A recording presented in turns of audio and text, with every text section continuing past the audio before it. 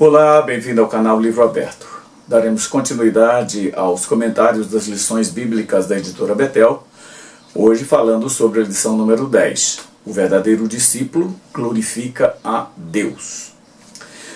Eu quero inicialmente alertar que todas as citações bíblicas no esboço e que eu farei aqui durante a apresentação desse comentário foram extraídas da tradução da Bíblia da Nova Versão Transformadora, publicada pela editora Mundo Cristão em 2016.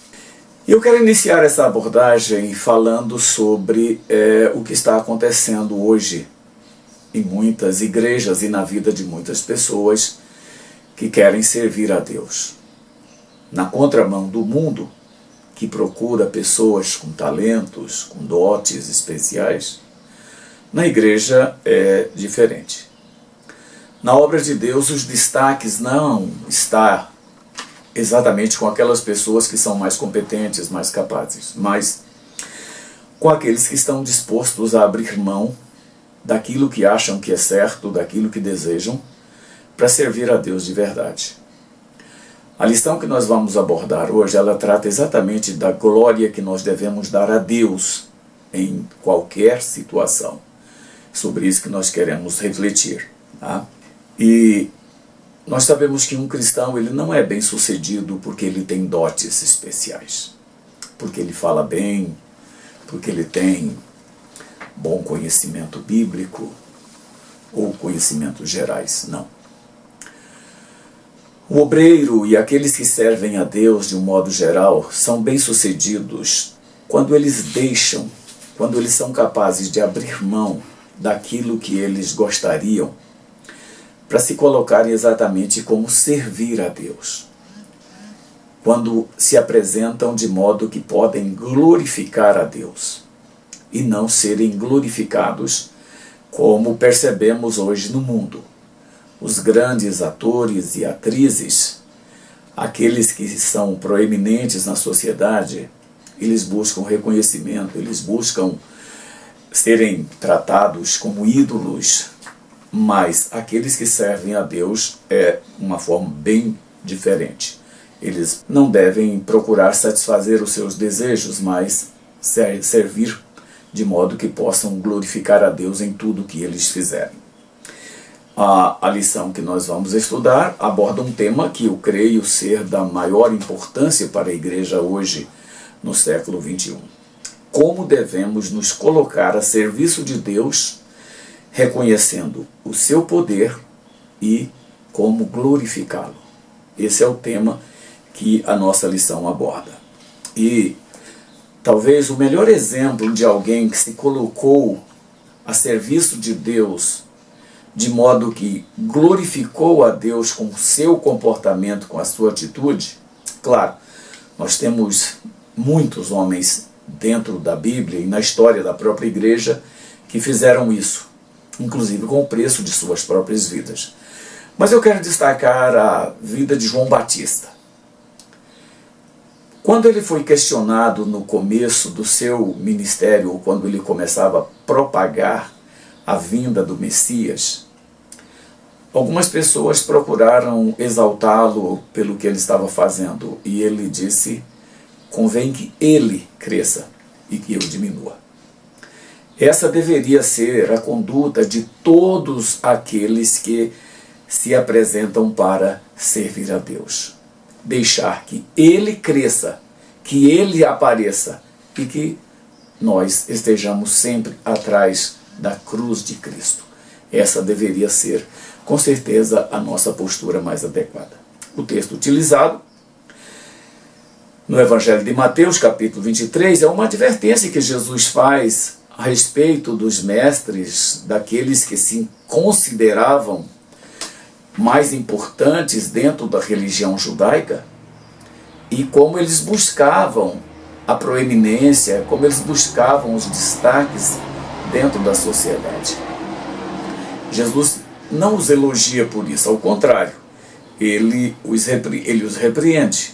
E veja o que ele diz claramente: não deixe que pessoa alguma os chame de mestre, pois vocês têm somente um mestre, o Cristo.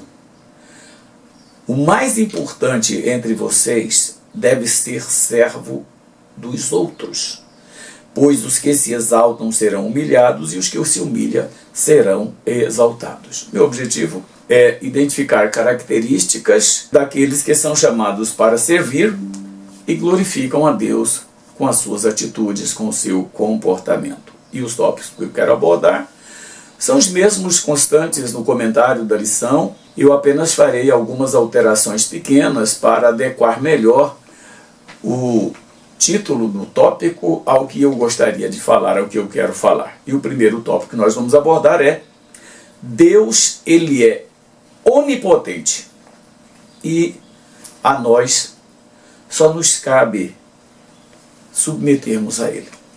Essa deve ser a nossa atitude, a nossa escolha ao servir a Deus. Veja só, no começo, quando Deus se propõe a revelar ao homem, sabemos que a revelação de Deus ao homem foi gradativa. Nós hoje temos muito mais condições de conhecer sobre Deus. Hoje nós temos muito mais facilidade para compreender a própria pessoa de Deus após tantas manifestações, tantas revelações que Ele fez, e principalmente após a chegada de Jesus Cristo, seu Filho. A maior e mais completa forma de Ele se revelar ao ser humano. É interessante que quando Deus se revela ao homem no começo, Ele se apresenta como El Shaddai, a Abraão. Gênesis capítulo 17, versículo 1. Abraão, ele conhecia as divindades mesopotâmicas. Elas eram várias. A região da Mesopotâmia era uma região politeísta. Havia ali pelo menos 5 ou 6 divindades que eram adoradas não somente em Ur, mas em todas as outras cidades e estados da Mesopotâmia. Haviam várias. E Abraão conhecia aquelas divindades. Ele sabia como era o relacionamento com elas. Ele sabia como elas se comportavam. Elas eram divindades que atendiam todas as áreas da sociedade, indo desde a agricultura até as questões mais pessoais, mais íntimas. Agora, é interessante que quando Deus se revela a Abraão, Ele diz que Ele é El Shaddai. Ou seja, Ele está se colocando aqui acima de todas as divindades que Abraão conhecia. Isso é interessante porque é a partir dessa revelação de Deus como Todo-Poderoso que Abraão começa a conhecer a Deus, que ele começa a ter e desenvolver um relacionamento com Ele. Esse relacionamento ele vai se desenvolvendo até nós chegarmos na revelação mais completa de Deus ao homem, que é a vinda de seu Filho Jesus Cristo. Abraão ele conhecia, portanto, aquelas divindades, ele sabia como elas reagiam. E quando Deus se manifesta a ele, dizendo, eu sou o Deus Todo-Poderoso, seja fiel a mim e tenha uma vida íntegra. O que Deus está falando com Abraão aqui era diferente de tudo que ele conhecia das divindades mesopotâmicas. Deus se coloca acima de todas aquelas divindades. Tá? Diferentemente das divindades da antiguidade conhecidas por Abraão, Deus foi se revelando de forma gradual. Ele não se manifesta de uma vez, mas diferentemente daquelas divindades que não se manifestavam, não diziam quem elas eram, mas apenas exigiam que as pessoas tivessem atitudes em relação a elas de adoração e de devoção, Deus ele começa a se revelar a Abraão de forma progressiva. E essa revelação que ele tem de Deus, ele vai compreendendo e adquirindo mais intimidade com Deus. Aliás, esse é exatamente o propósito que nós devemos ter ao nos relacionarmos com Deus, de nos aproximarmos cada vez mais dele e cada vez mais termos intimidade com ele. O processo que nos faz aproximar de Deus é aquilo que nós chamamos de santificação. Não há outra forma de nos aproximarmos de Deus a não ser pela santificação. Aliás, foi isso que o escritor aos Hebreus ele disse: segui a paz com todos e a santificação, sem a qual ninguém verá o Senhor. Agora, veja, quando Deus começa a se manifestar a Abraão, ele dá a Abraão e dá a todos aqueles a quem ele se manifesta a liberdade de se aproximar dele, de adquirir mais conhecimento sobre ele. Mas ele não permite que nós compartilhemos a adoração que é dada a ele, que devemos prestar a ele, com outras divindades. Veja o que diz Isaías capítulo 42, versículo 8. Eu sou o Senhor, este é o meu nome, eu não permito que as imagens recebam o louvor que somente eu mereço. Então, Deus se revela ao homem, dá a ele o direito de se aproximar dele em um processo, como eu disse, de santificação. E é isso que nós precisamos colocar em prática se queremos de fato nos aproximarmos de Deus e glorificá-lo como ele merece ser glorificado. Santificar-se não é a mesma coisa que se tornar uma pessoa religiosa. Um asceta, por exemplo, uma pessoa cheia de si, uma pessoa que acha que é uma pessoa muito religiosa, como nós temos milhares hoje pelo mundo afora. Isso não é santificação. A santificação, na verdade, ela é um processo que nos leva a nos tornarmos cada dia mais parecido com Cristo.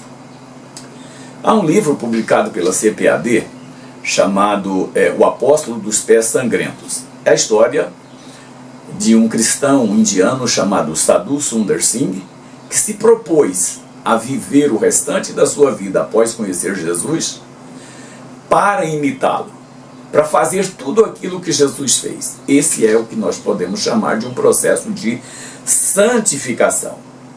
A santidade é um estado que nos permite aproximar de Deus e ser usados por Ele. Como disse o escritor aos Hebreus, sem santificação ninguém verá o Senhor. E essa, irmão, seja talvez uma das causas de tanto fracasso no ministério de tantos homens que pretendem ser homens de Deus. Eles buscam muito conhecimento, buscam muitas informações, buscam muito prestígio, buscam muita coisa, mas eles se esquecem que a principal coisa que nos faz aproximar de Deus e receber dele aquilo que a intimidade dele nos mostra é a santificação. Portanto, eu quero dizer que se você pretende ser um homem de Deus, decida definitivamente santificar a sua vida. Afastar-se de tudo aquilo que pode comprometer a sua vida na presença de Deus. Deus é santo. E todos nós que nos aproximamos dele precisamos também nos tornarmos santos. Como disse Moisés no livro de Levítico: sejam santos porque eu sou santo. Essa é a ordem que nós precisamos obedecer claramente. Deus não usa pessoas com talentos naturais. Deus usa aqueles que estão dispostos a renunciar. Essa foi uma das palavras mais claras de Jesus aos seus discípulos: quem quiser vir após mim, negue-se a si mesmo, tome a sua cruz e siga-me. Essa mesma condição ainda permanece até hoje. Se nós queremos servir de fato a Deus, nós precisamos aprender a renunciar. Irmãos, renúncia dói. Renunciar é difícil. Renunciar é algo que nos faz sofrer muitas vezes. Renunciar é uma condição que, para nos submetermos a ela, nós precisamos ter metas muito grandes na presença de Deus. Porque a renúncia é algo muito difícil, irmãos. Quando você quer uma coisa, quando você deseja uma coisa e tem que renunciar àquilo, isso nos faz sofrer. Isso nos faz chorar, isso às vezes nos faz questionar a Deus. Mas essa é a condição. Somente após o afastamento do mundo, nós podemos atingir o padrão de santidade ideal. Tem uma frase de John Wesley que eu acho interessante, aliás, ela é até citada na revista, que a conversão tira o cristão do mundo, mas a santificação tira o mundo do cristão. É isso, irmãos. Nós precisamos fazer isso. E só consegue santificar-se aqueles que renunciam efetivamente. Aqueles que de fato eles têm capacidade para renunciar. Esses, com certeza, eles conseguem santificar-se mais e mais na presença de Deus.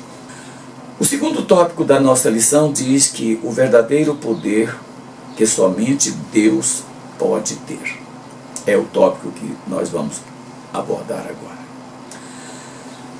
A busca por compreender o poder de Deus é uma jornada que deve ser pessoal e profundamente espiritual. Não é você se tornar uma anacoreta, não é você se tornar, sei lá, um ermitão, você se tornar uma pessoa que se afasta de tudo. Lembre-se que Jesus, quando orava pelos cristãos, pelos seus servos, ele disse: eu não quero que o Senhor os tire do mundo, mas eu quero que o Senhor os livre do mal. O apóstolo Paulo chegou a dizer que nós temos que nos relacionar com as pessoas, e com pessoas inclusive erradas. Caso contrário, teríamos que sair do mundo. Então, para que nós possamos compreender de fato a pessoa de Deus, nós temos que nos aproximarmos dele da maneira como ele pode se revelar a nós, conhecendo os seus atributos e o que nós estamos analisando hoje, que é a onipotência dele. Onipotência é um dos atributos de Deus, daqueles que são incomunicáveis, ou seja, é só ele que tem. Nenhum outro ser tem a onipotência como atributo. Os atributos comunicáveis de Deus nós podemos receber, mas os atributos incomunicáveis não. E entre os atributos incomunicáveis está exatamente a onipotência dele.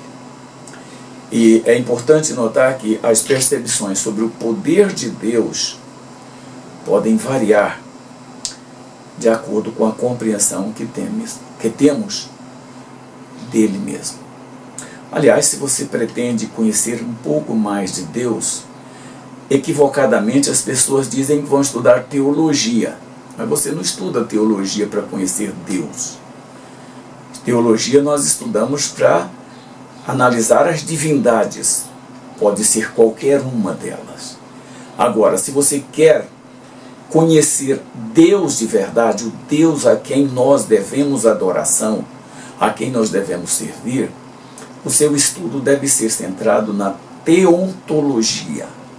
O estudo teontológico é o estudo do ser de Deus, o Deus a quem nós amamos e a quem nós servimos. É isso que você precisa fazer. E para compreender o poder de Deus, nós precisamos lançar mão de algumas ferramentas, eu chamaria assim. Não exatamente objetos, mas atitudes, comportamentos nossos. A essas atitudes, a esses comportamentos, eu estou chamando de ferramentas. E a primeira delas, se você deseja de fato conhecer Deus, você precisa ser reverente e humilde.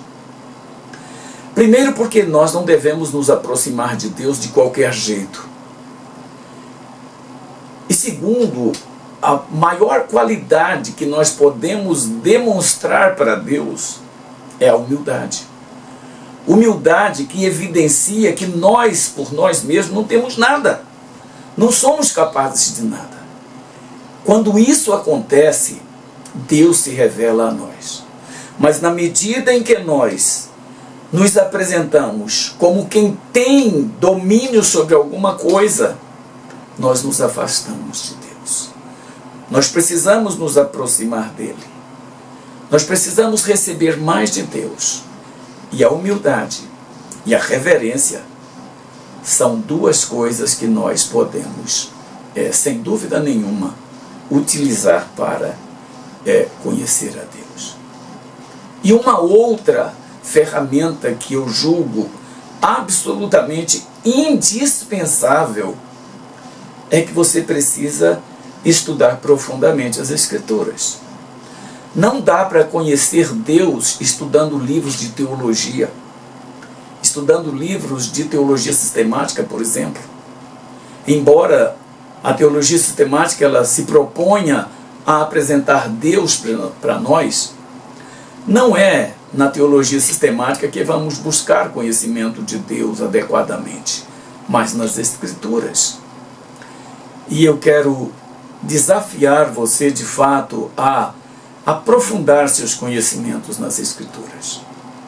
Se você pretende ser um homem de Deus, você precisa conhecer com profundidade, de preferência, as línguas originais da Bíblia.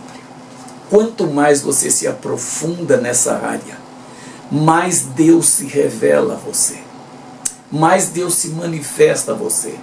Você começa a ter um tipo de relacionamento com Deus, eu não vou dizer que é exclusivo, mas que é atingido por poucas pessoas. Então, procure de fato estudar as Escrituras com profundidade. Não podemos substituir o estudo profundo das Escrituras por experiências pessoais. Sabe, essa coisa de que muitas pessoas dizem, Deus me revelou isso, Deus me mostrou aquilo, Deus fez isso, Deus fez aquilo. Isso não é maneira de conhecer a pessoa de Deus. Nossas experiências pessoais, elas são absolutamente, exclusivamente nossas e não devem ser confundidas como maneira de conhecer mais a Deus. Outra ferramenta também que eu acho muito interessante você usar é a prática na vida cristã, ou a prática religiosa, como a gente pode chamar. Agora, eu não quero que você confunda religiosidade, aquela coisa que é meramente formal, com a prática de uma religião de verdade. Porque a religião verdadeira, colocada na prática, ela exige adoração a Deus, ela exige oração, ela exige meditação e ela exige santificação. Essas 4 atitudes nossas vão evidenciar até que ponto nós somos de fato praticantes de uma religião. Se você diz que você é religioso, mas você não adora a Deus, você não tem momentos a sós com Ele, você nunca para refletir a respeito da sua conduta junto a esse Deus que você serve. Se você não ora, a oração é a única forma que nós temos de falar com Deus. Assim como a leitura bíblica, eu diria, é a forma mais segura, se não a única, é a mais segura forma de Deus falar conosco. Então nós precisamos compreender isso. Às vezes queremos ouvir a voz de Deus e procuramos profetas, profetisas, ou aquelas pessoas que aparentemente têm essas capacidades, mas isso é um erro. Oração, ela deve ser uma experiência pessoal. Eu e Deus. Eu não preciso falar bonito, eu não preciso falar difícil, eu tenho que falar dos meus projetos, dos meus sonhos, dos meus desejos, daquilo que eu posso fazer por Ele. E a meditação.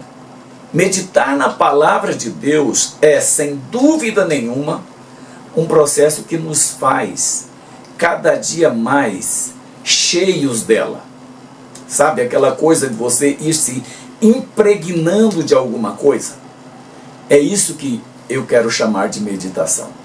Se você conhece o processo de pintura em porcelana, eu acho que isso representa muito bem o que é meditação na palavra de Deus. Veja, quando uma pessoa, um pintor, ele faz uma pintura numa porcelana, ele coloca essa porcelana em um forno, o aquece a uma temperatura altíssima e deixa aquela peça ali dentro daquele forno por algum tempo. Quando ele tira aquela peça de dentro do forno, a pintura foi totalmente absorvida pela porcelana. E aquela pintura nunca mais sai. Você pode lavar, esfregar, fazer o que você quiser. Aquela pintura que passou pelo processo, eu vou chamar aqui de queima, ou aquele aquecimento brutal dentro de um forno, ela nunca mais vai sair. É isso que nós precisamos fazer com a palavra de Deus. Precisamos de absorvê-la plenamente e viver de acordo com ela. E santificação. Eu já falei sobre a santificação, não vou mais nem abordar essa questão aqui agora. Agora, adorar, orar, meditar e santificar, claro, que vai nos proporcionar uma compreensão de Deus muito maior do que qualquer outra maneira de estudar a pessoa dele. E uma quarta ferramenta ainda, participação nas atividades da igreja. Nós estamos vivendo hoje a época dos desigrejados. Eu não sei, francamente, no médio e no longo prazo, onde isso vai nos levar, como cristãos. Porque os desigrejados se intitulam cristãos, mas eu não sei até onde isso vai nos levar. Uma coisa eu sei, que participar nas atividades da sua igreja dão oportunidades para discussões, aprendizado, crescimento espiritual, em relação não só a Deus e ao seu poder, mas a você mesmo. Você vai poder compreender melhor isso. Então, participação nas atividades da igreja é algo absolutamente indispensável para você conhecer mais de Deus, para você poder compartilhar mais de Deus. E o terceiro tópico da nossa lição de hoje é discípulos em crise. A falta de compreensão do poder de Deus pode nos levar à crise. E eu diria que o primeiro erro é desejar ter o poder que somente Deus pode ter. Esse é um erro que a gente vê. Sabe, muitos líderes nas nossas igrejas hoje, nas diversas igrejas, nós estamos vivendo a fase das igrejas como empresas hoje, em que os líderes dessas igrejas se consideram donos delas e com poderes para se colocarem acima das demais pessoas. Outros ocupam cargos e acham que esses cargos lhes conferem superpoderes e eles podem fazer o que eles quiserem. Esse é um erro crasso que nós estamos vendo ser cometido na igreja hoje. Onde isso vai nos levar? Certamente não é uma boa perspectiva, com certeza. Sabe por quê?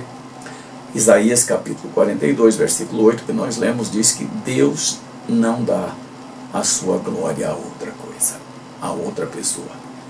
E nós estamos vendo hoje muitas lideranças nas igrejas, ou muitos cristãos, porque são pessoas influentes, acharem que pode ter mais influência, mais poder, mais direito do que os outros. Para os que são obreiros na igreja, para aqueles que são cristãos de verdade, a advertência feita por Jesus ainda continua de pé. Marcos capítulo 10, versículo 44. Quem quiser ser o primeiro entre vocês, que se torne escravo de todos. Somente líderes que exercem a função sem ser chamados, e existem tantos hoje, cometem esse tipo de equívoco, de querer ter a honra, ter os méritos pelo trabalho que eles fazem. Está completamente errado, irmãos. Nós precisamos tomar muito cuidado com isso.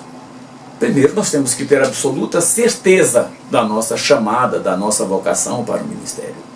A Bíblia diz que ninguém deve tomar essa função ou querer exercer essa função se de fato não for chamado, como foi, a Bíblia diz, Arão, lá no Velho Testamento. Veja, Jesus ele deixou isso bem claro ao falar sobre a conduta dos mestres da lei e dos fariseus. Se você ler Mateus capítulo 23, versículos de 5 a 7, eu não vou ler para a gente não deixar esse vídeo tão longo. Mas não que não seja importante, é relevante. E essa crítica que é feita por Jesus enfatiza a humildade, a simplicidade e a importância do serviço para os outros e não para o nosso engrandecimento. As Escrituras dizem que quando fazemos, aliás, aquilo que nos é mandado, devemos nos considerar servos inúteis, porque fizemos só o que nos foi mandado. Precisamos ir além. E ao apontar o desejo dos líderes religiosos por reconhecimento e posição elevada, Jesus destaca a importância de uma atitude voltada para o serviço, ao invés do desejo de ter reconhecimento, prestígio e honra. O comentarista usou uma frase que eu acho interessante, a gente podia refletir um pouco sobre ela. Quem exerce autoridade eclesiástica sob suas próprias regras está em pecado e precisa se arrepender. Eu creio que uma frase como essa deveria levar muitos de nós a refletir sobre como nós estamos agindo na presença de Deus. De que forma nós estamos agindo na presença de Deus. Precisamos tomar cuidado com isso, irmãos. Porque muita coisa que nós estamos fazendo pode estar nos tornando pecadores e não santos. Temos que ter cuidado. Como discípulos de Cristo, devemos mostrar que estamos aprendendo a servir. E servir sempre os propósitos.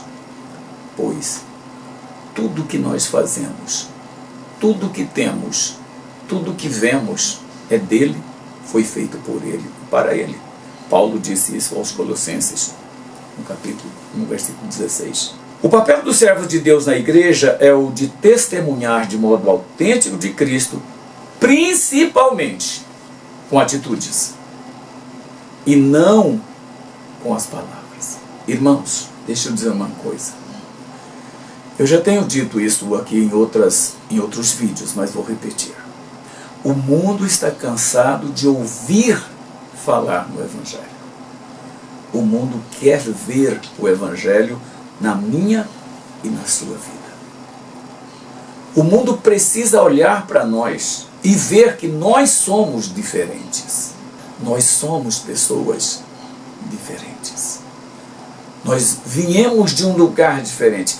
Há um caso interessante nas Escrituras, deixa eu falar rapidamente sobre ele. Na noite em que Jesus foi preso, Pedro seguia Jesus e ele se acomodou no pátio da casa do sumo sacerdote para ver o que ia acontecer com Jesus. A gente sabe que Pedro veio da Galileia, ele era galileu. E a Galileia era um povo menosprezado pelos judeus do sul, porque eles sequer eram dignos de ler e interpretar a Torá. Eles nem sabiam falar direito a Torá, as coisas da lei. O hebraico deles era um tanto quanto diferente do hebraico falado na região de Judá, por exemplo, Jerusalém. Tanto que aquela mulher, quando viu aquela criada que viu Pedro conversando, ela disse: você é deles porque a sua fala te denuncia. Eu já ouvi um comentário outro dia de um irmão dizendo que é porque Pedro falava como um cristão. Não. Pedro foi reconhecido como seguidor de Jesus porque ele era um galileu e os seus seguidores, a maior parte deles dos seus discípulos eram galileus. E o que acontecia ali? Ele estava sendo reconhecido pelo seu jeito de ser. Nós precisamos ter isso, irmãos. As pessoas precisam olhar para a gente e, de fato, identificar em nós características de cristãos de verdade. Outro dia eu li, não me lembro onde, mas eu li uma frase que eu achei interessante. E a frase era o seguinte: se você for acusado de ser um cristão e for preso, eles vão encontrar provas para te condenar? Nós deveríamos pensar sobre isso. E eu quero encerrar essa primeira parte do nosso comentário, antes de entrar nas aplicações, dizendo que não é o que fazemos, mas como fazemos, que resultará em recompensa para nós diante de Deus. Não é o que você faz, meu irmão, mas como você faz. Não é o que você mostra, mas o que está por trás de suas intenções. É aquilo que ninguém vê, mas que é a essência. Os gregos usavam uma palavra para dizer isso, e eles chamavam isso de riponoia, sem comentários a respeito. Mas era exatamente isso. O que se apresentava não era a realidade. E eu quero encerrar essa lição, primeiro te pedindo para me ajudar a conseguir mais inscritos no canal, pedindo também que você divulgue esse vídeo para os seus amigos, para as pessoas que você conhece que podem ajudá-las. Quero lembrar ainda que o link para você acessar ao texto desse comentário, o esboço, está na descrição do vídeo que eu vou deixar lá para você. Mas eu quero agora encerrar essa nossa participação falando sobre algumas aplicações. Primeira, um cristão não será bem-sucedido por ser capaz. O êxito na obra de Deus está em reconhecer nossa incapacidade, deixando que Deus nos use conforme Ele quer, a fim de satisfazer aos seus propósitos. Isso nós precisamos fazer. Isso nós precisamos colocar em prática. Segunda, ao se revelar a Abraão, Deus se manifesta como Deus Todo-Poderoso, El Shaddai, e ordenou que ele fosse perfeito. Se você quer reconhecer Deus como Senhor Todo-Poderoso, você precisa cumprir a segunda parte da ordem que Ele dá. Andar na presença dEle e ter uma vida íntegra, perfeita. Paulo diz que todos aqueles que se propõem a ser obreiros precisam ter uma vida irrepreensível. É isso aqui. Terceiro, a humildade e a reverência diante de Deus são aspectos essenciais para entender aquilo que não pode ser percebido pelos sentidos, mas só pela fé. Muita coisa que nós precisamos compreender de Deus não são pelos sentidos que vamos entender, mas pela fé.